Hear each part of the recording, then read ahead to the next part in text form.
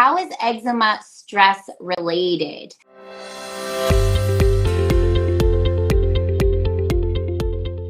Today we are talking about nutrition and skin conditions. We're talking about how poor nutrition can be really one of the root causes of eczema, psoriasis, other skin conditions. How do you build a clean food plate so that you are getting all of the nutrients you need? And how can you use nutrition in addition to creating clean food plates, but really using nutrition as medicine for your skin condition? Food really can be medicine, and it is so important to use nutrition as medicine.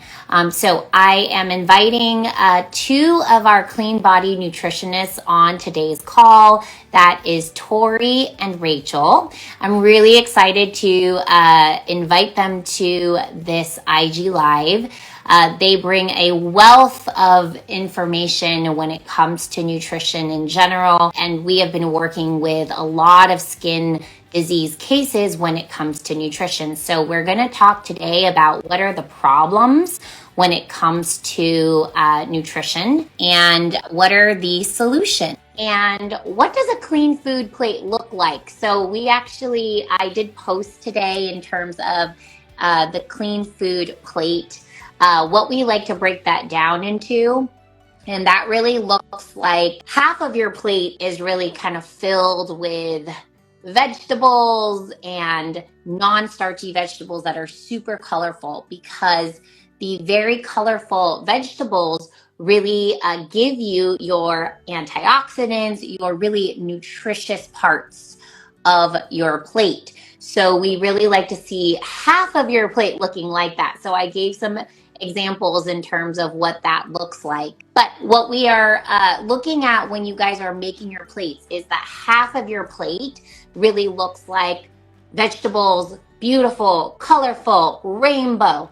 On Friday, I also posted in terms of, the colors of your food, and the colors really have all the nutrients. So do you need a multivitamin? I mean, possibly not, because if you are getting all of the colors of the rainbow on your plate, that is really a beautiful way to really get all those nutrients. And so I actually ask my daughter every week, I say, okay, what colors did you eat this week?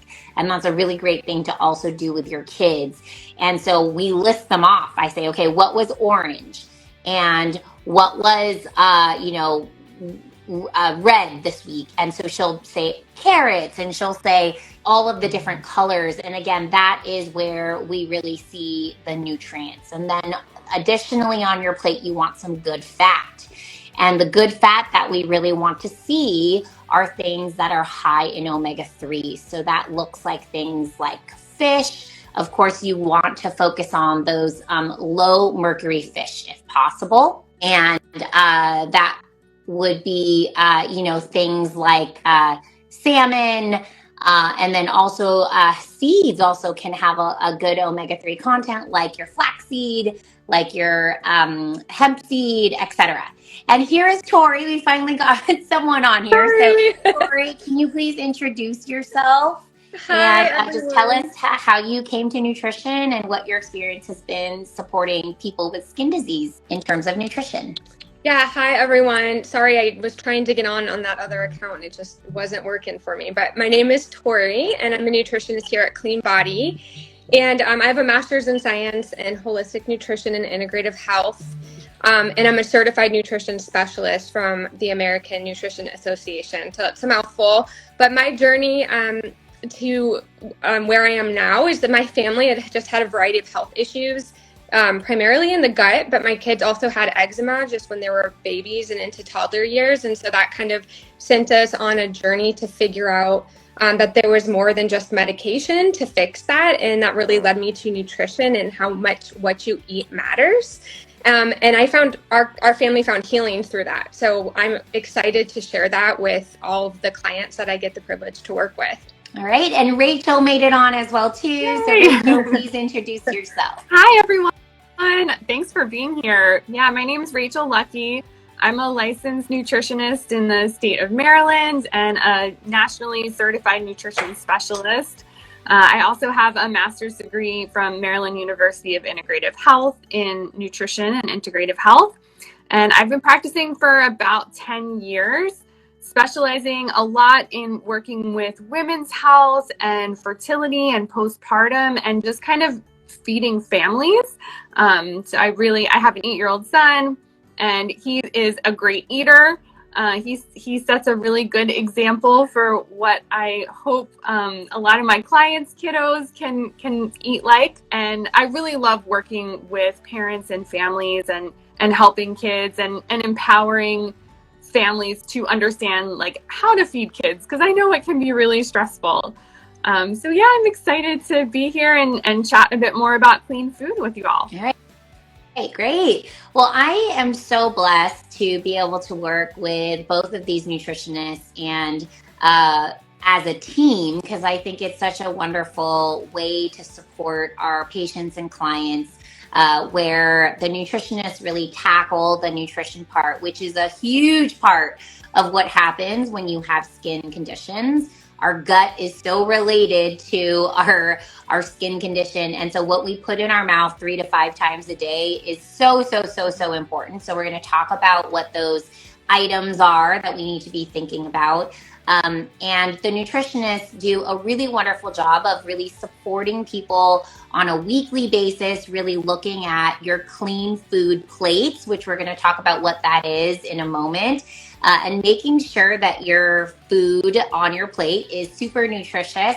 That's number 1. And then also not toxic, which is number 2.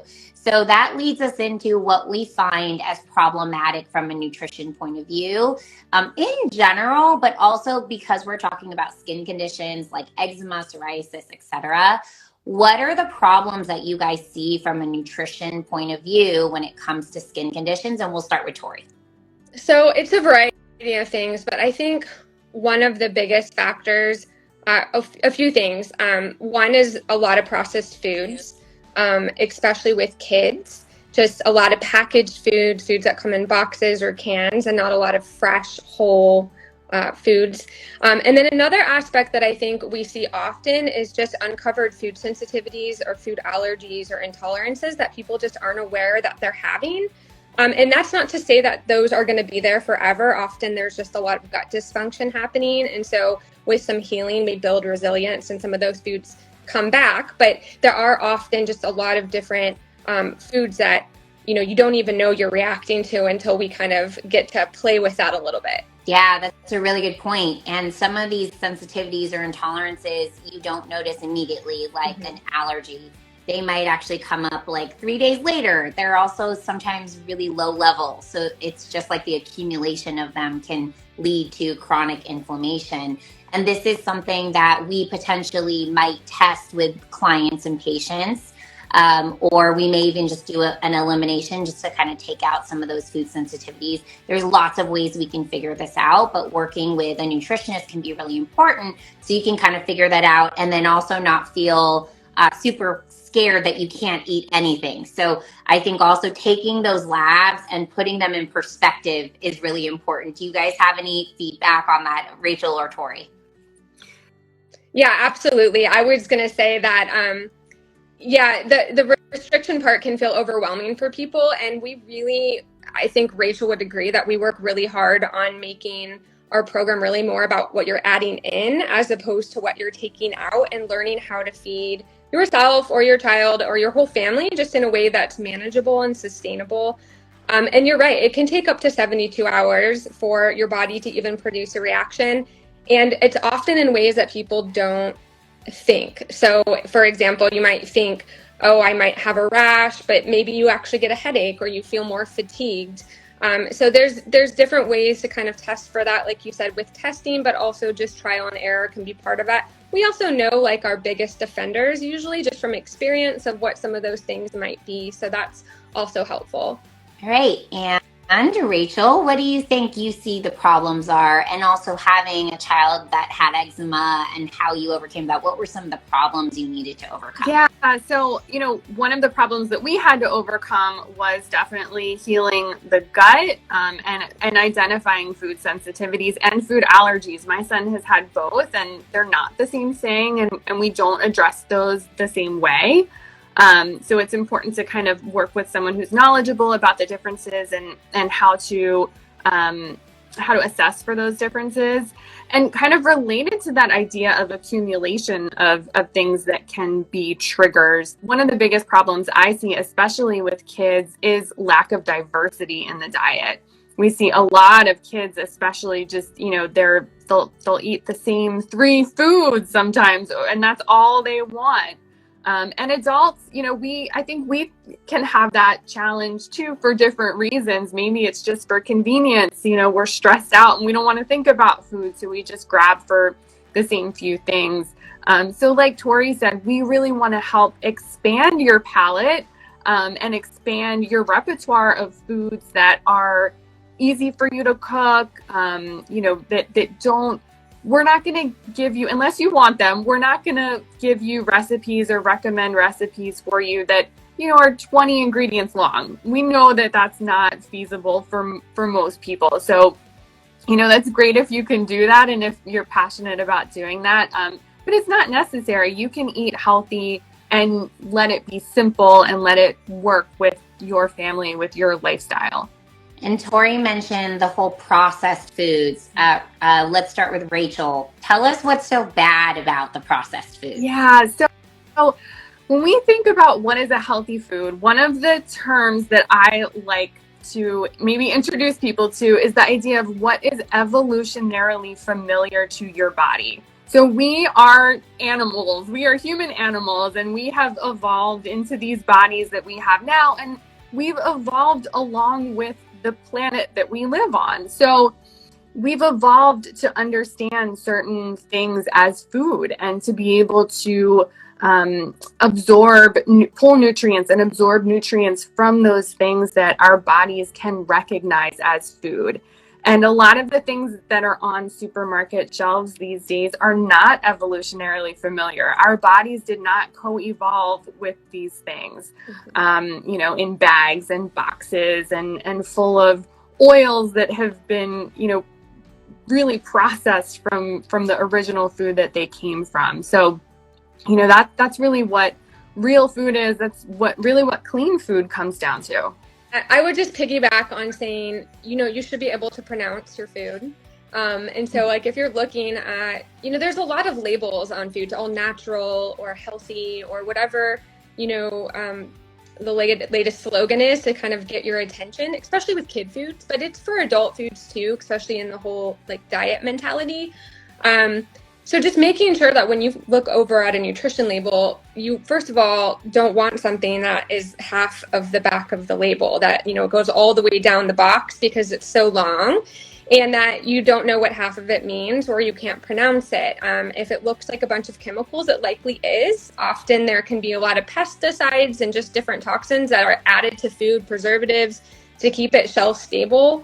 And those are the things that over time kind of fill up your detox funnel and can present in different symptoms, including eczema. So those are just little tidbits to, as you're at the store and making decisions, we know that you're human and not everyone can eat a whole food all of the time. Sometimes we have to have those convenient foods, but just to empower yourself to make better choices. I like to tell people just shop on the outside of the store. Because that's like your produce, your colorful fruits and vegetables. If you're eating meat, maybe your meats and things like that. And try to stay away from as much as possible the middle of your grocery, which is your boxed foods and your frozen foods.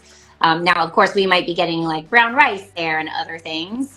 So that's not true all the way around. But if you can fill your plate with mostly whole real colorful foods, that's really going to be your best bet for getting all of the nutrition. And then you won't need a multivitamin because you're getting all of it from your food, which is what we should be doing in the first place, right? Awesome. Okay, so any other problems that we see? What about toxicity like heavy metals and pesticides and those types of things? Tori, we can start with you. Yeah, one of the big ones is glyphosate, which is essentially Roundup. It's pesticides. It's on, unfortunately, almost everything. I think I don't want to misquote statistics right now, so give me grace here. But I want to say it's in some testing, it's showing up to 75% of foods are just completely covered in it. Even organic foods, unfortunately, because a lot of times the fields that are organic are right next to fields that are not. So, the wind blows, and so that gets blown right over onto those crops as well. So that's something to really think about just long term, what that does to our bodies, and the role that plays just in disease later on in life, cancers, things like that, but also in the here and now, just your body's ability to detoxify and get rid of those things, and a lot plays into that. So eating as best as you can, choosing organic. We like to recommend that people choose the Dirty Dozen. Like if you can't do all organic food, which for a variety of reasons people can't, it might be financial, but it might also just be if you're at your local store and the organic food looks really moldy and bad and that conventional food doesn't, it's either skipping the food or making your best choice in the moment. And so we recommend prioritizing. There's a list that's put out every year called the Dirty Dozen, and that is just the 12 most pesticide-ridden foods, produce foods that are out there. And that list does change year to year, but that's something you can look up. The Environmental Working Group always publishes a list that you can kind of look at, and then that way like, okay, if I'm at the store, what is the biggest priority as far as organic goes? And that's where I would start. Things like strawberries and spinach, I think, are on the list almost every year. So those are things that you would know, okay, well, if the strawberries don't look good organic, then I'm just going to pick something different this week as opposed to getting the conventional because they're top on that list. And so you can make just better choices by, having that. You can print it out, take it with you, or just have it on your phone. That'd be helpful as well. And Rachel, do you have any comments on toxins in foods? Yeah, so a big one, I read an article recently that said, if you think about the size of a credit card, that we are all consuming about a credit card size worth of plastic every week. That's a lot of plastic. So please, as much as possible, and it is really possible these days to not store your food. Definitely don't heat your food in plastic. Just try to get away from plastic as much as possible. Like plastic water bottles, you just got to say no to that. There are better options out there. Reusable water bottles that are made from glass or stainless steel, much better. There's lots of different storage containers out there that work really well, that are made out of glass, that you can heat your food, store your food in, heat your food in, and then just eat your food out of. Things like, plastic utensils that you might get from a takeout place. They make like little, they're for like camping or picnicking. You can get your own stainless steel versions of those things that you can just keep in your bag in a little pouch. And, it's a little bit of effort for a big impact to switch those things out. Yeah, and we do have product recommendations if you go to cleanbody.health. And if you go, there's a tab at the top, it says CB approved, and there are CB approved products where we have glass bottles and glass food containers, etc. And then also you can go straight there by going to cleanbody.health/products as well too. There are so many toxins in our food. There isn't enough time to talk about all of them. So we pointed out two of the really big ones. And there's just so many other toxins, unfortunately, to think about. And it's why we created the Clean Start program, which is a program that there's 3 different levels. You can do coaching, wellness, or medical. And we basically teach you and guide you. We give you all these checklists so that you make sure you're cleaning up everything from your food to your environment to your mental health and your fitness and just everything. These are the foundational things. And would you both agree that sometimes when we fix all these foundational things, skin gets totally better. And we don't really need to do so much in terms of protocols and supplements and all this other stuff that I feel like we jump to immediately. And those are not really sustaining, so to speak. It's like, these are the things that we really need to do to work on. What is your experience with that? Have you guys seen that where people clean up their diet and then their skin is just totally better after that? I've seen Yeah, it's amazing. Yeah, go ahead, Rachel. Yeah, we've had people, join the program and, they think that they're in for like this long haul and, they're going to need all of this testing and all of these supplements. And we just start, we start with small shifts. We don't expect you to overhaul everything all at once. Because like Dr. Fong said, we really do emphasize clean mind. And we do not want any of these changes to be a major stressor for you, because stress management is like number one. We even before food, we need to keep that in check. So we start with small changes, and you stack them and you build them over time, and they grow to have a huge impact, and they grow to just be part of your life. Like I was talking about changing out plastic stuff. I mean, I don't even think about it anymore. It's just what I do. And that's what we hope for all of our clients too. But yeah, when we see people getting into a good routine with sleep and with meals and with physical activity and addressing any of those like clean mind things that they've been holding on to for a long time, sometimes they're like, oh, that's all I had to do. I don't need to take all of these supplements, or I don't need to spend hours on the internet trying to, figure out what is the supplement that I really need, or what is the nutrient that I'm really missing in my diet. Sometimes it really is as simple as just, covering those bases. Yeah. And I would just add that, just in my experience, like I've had a couple clients that, their skin was severe, and I may have even thought like, wow, like this is a lot. And it's amazing what making these changes can do in a short period of time. And like Rachel said, it can feel overwhelming at first to think like, how am I going to overhaul, all these different areas of your life? But you'll be amazed at how small changes just add up, and how it's really not as cumbersome as it might feel like it is. Like when you look at it from, a bird's eye view, once you kind of get into it, it's actually what your body's been craving. And that's one thing that I just want to point out is that, all of these different things like eczema, Dr. Fong talks about this a lot. It's an alarm going off in your system. It truly is, it's like your body telling you something's not right. And it's your body's craving nutrition. It's craving all those micronutrients that do all those chemical reactions that your body needs to do on a daily basis. And there's many.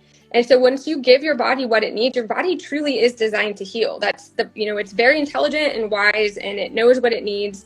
And as soon as you get in tune with that, what your body is looking for and needs, you not only will find it easier, but you'll find it enjoyable and start to crave those different things. Maybe it's that morning walk that you're getting out in the sun first thing in the morning, or just movement in general, or the right kind of foods. But you'll start to see that over time you realize that you're craving those things. And so we're just kind of helping guide you there, and helping you figure out what it is that your body wants.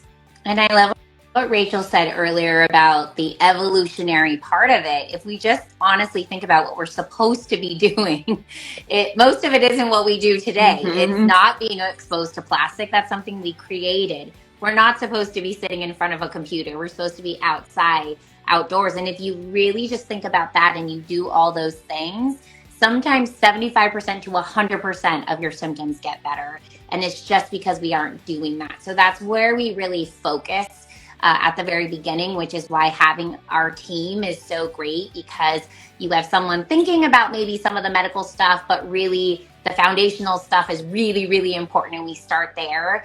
And so what do you guys feel, what kind of tools can you give someone kind of easily? And of course, you guys need to make sure this is education, that you guys want to consult with a nutritionist or a naturopathic doctor, integrative doctor, or come and see us if you want our support. This is education, so take it as education and make sure that some of these tools we might give you are right for you. We'll start with you, Tori. What kind of simple tools have you really seen to help in the nutrition realm?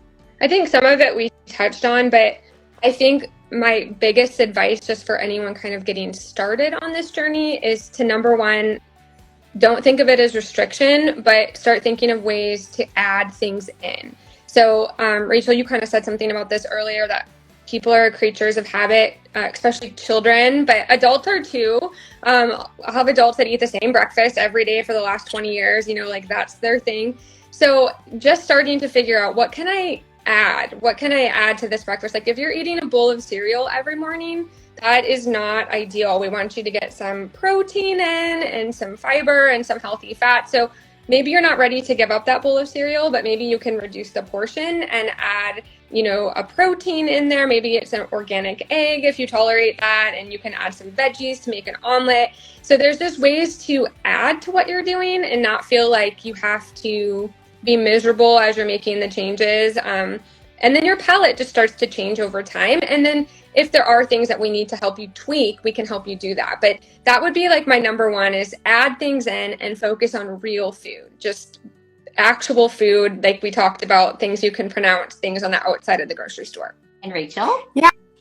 So one of the things that we want people to take away from working with us is an awareness of what's going on with their bodies and what might be triggering what's going on with their bodies. So that's something that anybody can start doing today, which is just logging your food and logging your symptoms. So kind of writing down what you eat each day, and then writing down how you're feeling and checking in with your body head to toe. So, you might feel like, well, I have skin symptoms, so I'm just going to write down my skin symptoms. But you might be responding as well in other ways that you don't realize.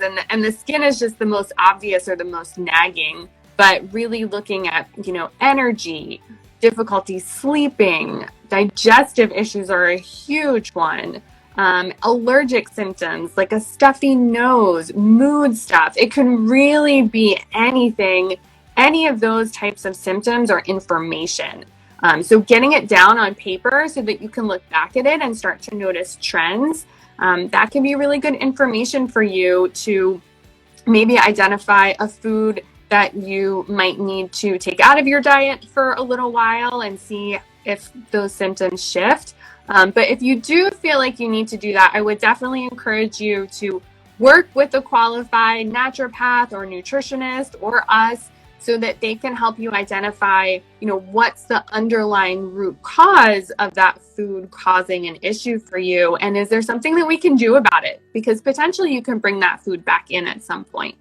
And we have a great app, if you decide to work with us, where you actually journal pictures of your food, you journal your symptoms and write notes about everything. And then we check in with that once a week, and we kind of look at everything. We say, okay, maybe this symptom was related to this, and maybe we should try removing that for 3 weeks and then bringing it back in. And, so it can be a trial and error. And we don't always trust the labs 100%. In fact, there are false negatives and false positives with labs, and we can never really truly all the way 100% trust labs.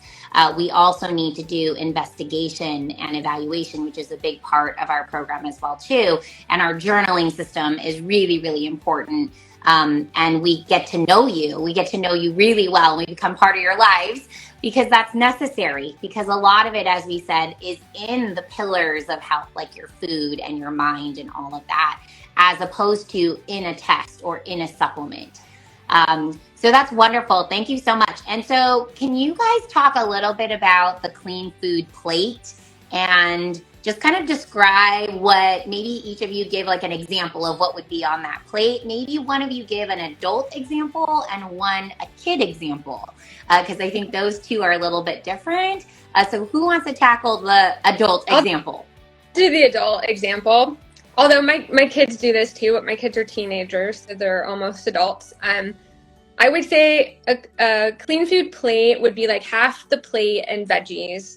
And then we want like some balanced macronutrients. And so macronutrients are your fats, your proteins, and your carbohydrates. And so half the plate in veggies, a little portion of protein, a small portion of that healthy fat, and then maybe some kind of starchy carb. So that could be, in my family, like a favorite really easy dinner would be some brown rice with cauliflower rice mixed in.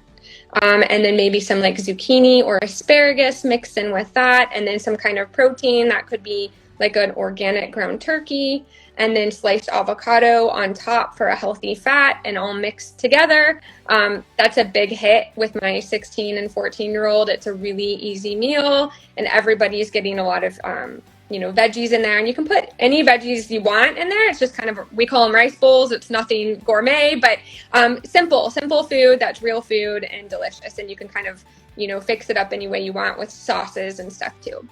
Yeah. So Right. Clean food plate for kids. Yeah. So making my son's lunch for school is one of my favorite things to do because it gives me the opportunity to be creative and nourish my kiddo at the same time. So we use the Planet Box lunch boxes, which are like stainless steel lunch boxes that have different compartments. I love them. Again, they're clean, no plastic.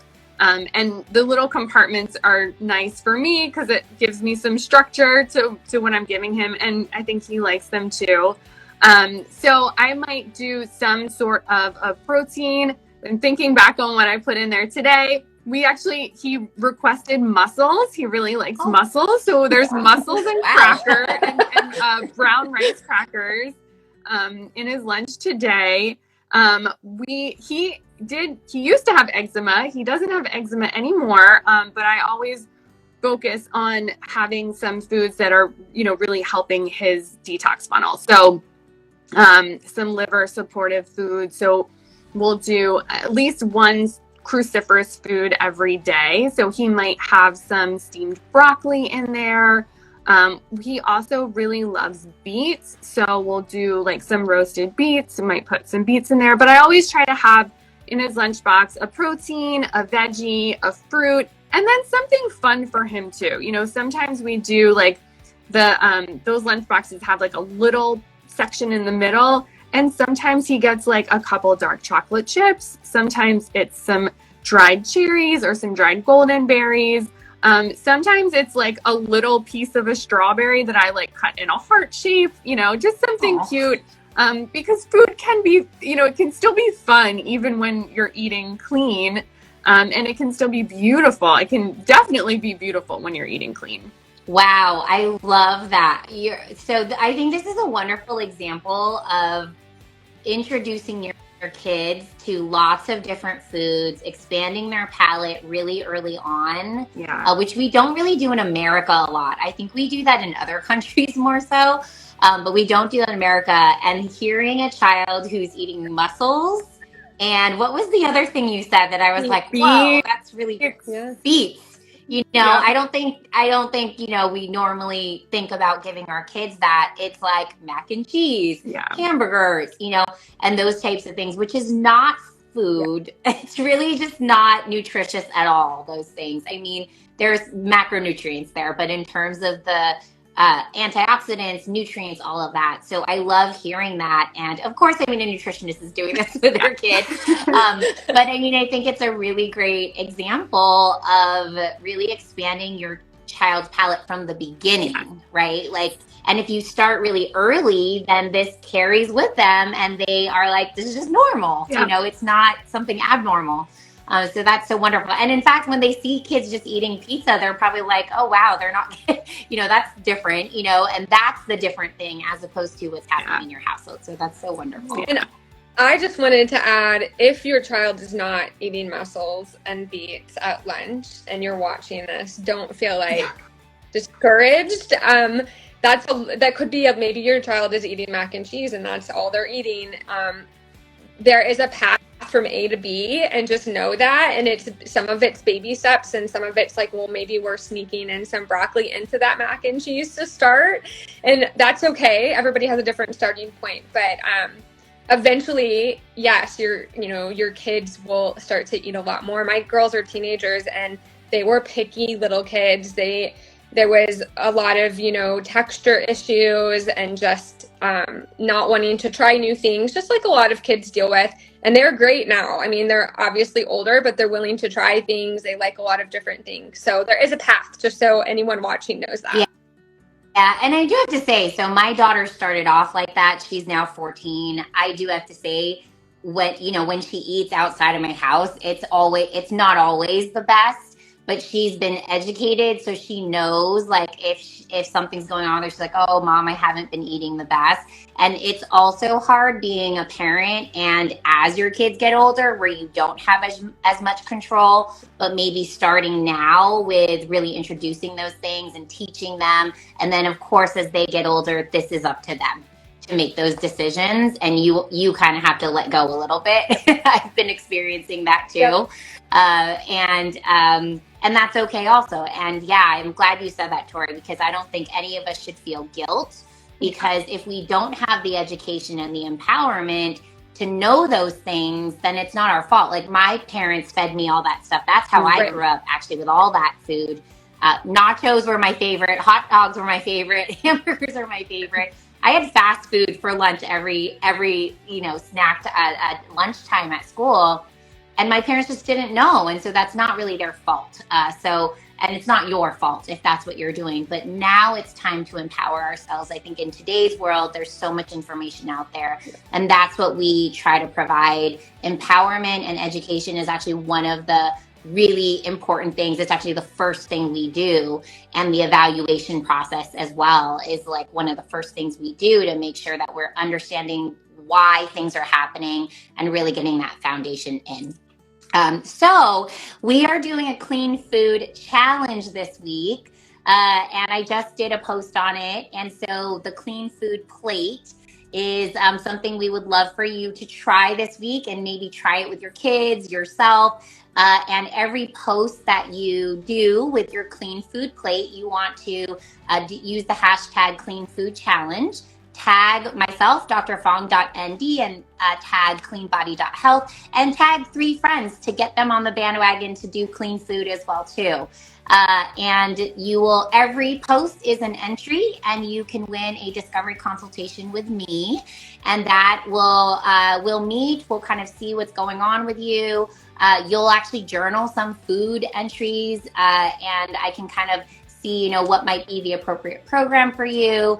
If you're interested in that, join our Clean Food Challenge. We are going to be joining in on that. So you'll see me posting throughout the week some of my clean food plates as well too.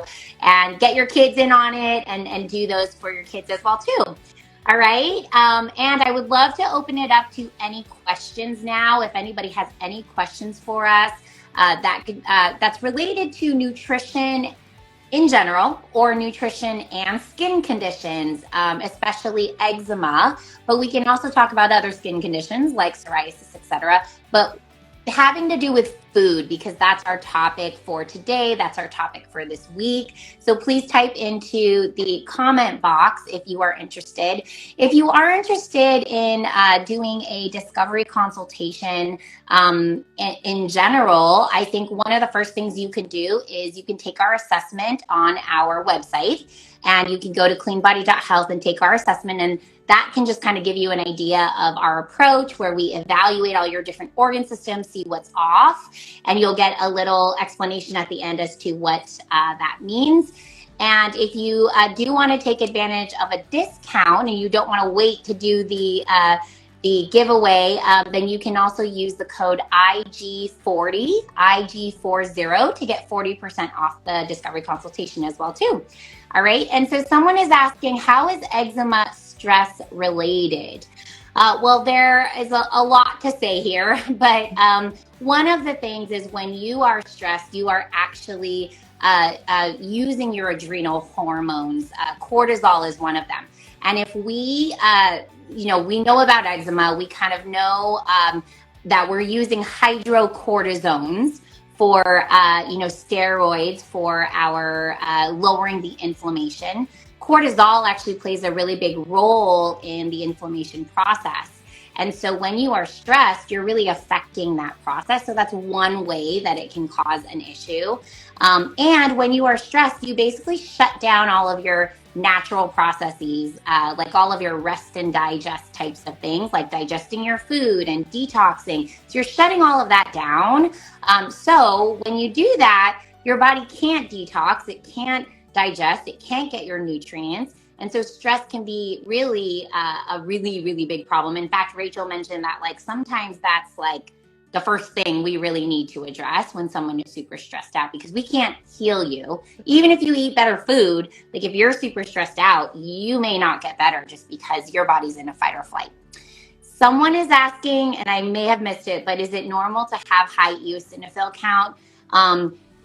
Normal, I would say, not everybody has that, but it can be related to eczema. We see it really frequently. When someone has a high eosinophil count, there's a lot of reasons that could be, but that is one of your immune system cells. And when it's elevated, it means there's a lot of inflammation in the body. It can be related to having an allergy process. And it can also be related to other things like, parasites and other things. But of course, you need to get evaluated for that. You don't want to jump to that conclusion. Make sure to work with someone to get a lab. And that's something that we can all do is a gut test to check if there are parasites. That's something that we can do. Okay. I'd like to say thank you to Tori and Rachel for coming on today. That was really great. And we will be announcing the giveaway winner next Monday at 11:30. Rachel and Tori may join me. What I want to do for this week is actually a Ask Me Anything.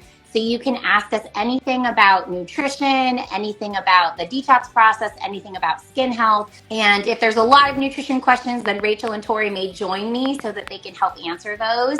So please, I'll post about this, but if you have questions, then DM me with those questions and we will answer all of your questions next Monday at 11:30. And we will announce the giveaway winner as well too, if you guys end up doing the Clean Food Challenge. All right, I don't see any other comments coming in or questions. So thank you to those who have joined us today. Thank you, Rachel. Thank you, Tori. And we will see you next week. All right, thanks everyone. Thanks, Bye. everyone. Thanks. Bye.